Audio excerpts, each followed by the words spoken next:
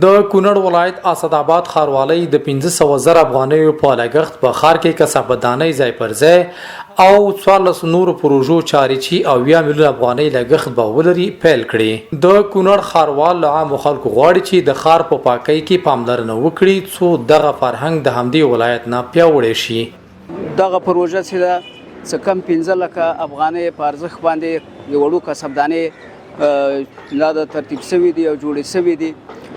نن به ان شاء الله ګټې اخیستنې ته وسپارل شي. د ښار په مختلفو ځایونو کې به دا نصبېږي.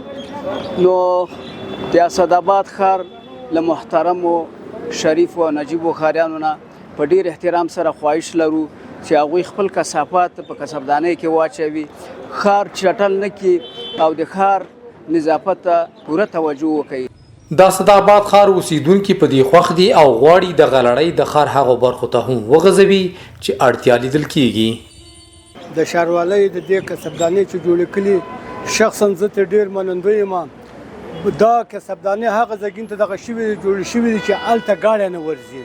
نو دا ښه کار دی. موږ ولسونه ته خوشحاله یاستو. والله دې نورم توفیق ورکړي چې دغه شان کسبدانۍ چې مثال په دې کلیو کې هم خوري کې هغه ځایګین نه چې ګاډی نه ورغلی او هغه ځایګین کې ولګولی شي نو هغه ګاډي ورځ چې راځي په خپله به هغه ولس بیا راپاڅېږي بوجۍ کې بیا اچوي او هغه ګاډي ځایګین ته بیا رارسوي او بیا خو غریبانان په خپل هغه ګاډي ته دغه د ښاروالۍ نفر خېجوي.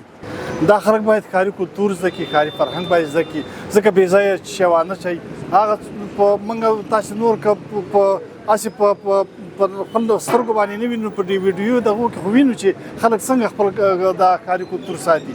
هغې هر شی چې په لاس کې ورسوي زی هماغه کثافدانۍ کې اچوي. خو داسې نه چې هر ځای کې چې شی وخوره هلته یې واچوه، کاغذ ورته بوتل ورته. یعنې دا کلتور باید موږ ختم کړو. دا خلک باید په دې باندې پوه شي چې موږ باید یو ښاري نظم ولرو، دلته باید د پاکۍ او نظافت خیال وساتو. په ورته وخت کې د اطلاعات او کلتور مسؤلین وایي موږ خپل مسؤلیت ادا کوو، خلکو ته ښاري فرهنګ ښایو او خپل ښار به د نړۍ د ښارونو سره سیال کړو. قانون بغیر د مهنت او د منډو تللو نه پلی کېږي او دا د یو کس د یو ادارې په هلو ځلو هم نه پلی کېږي. دا زموږ شریک ښار دی او په دې کې به زموږ چې کوم مسؤلیت جوړېږي موږ به خپل مسؤلیت ادا کوو. ښاروالۍ به خپل مسؤلیت ادا کوي، د ولایت مقام به خپل مسؤلیت ادا کوي. نو امید دی انشاءالله دغه ښار به یو وخت د هغه نړیوالو ښارونو سره موږ برابر کړو. د یادونې وړ ده چې د مسؤلینو په وینا د اسداباد ښار ماستر پلان هم منظور شوی چې په راتلونکي کې به پلی شي.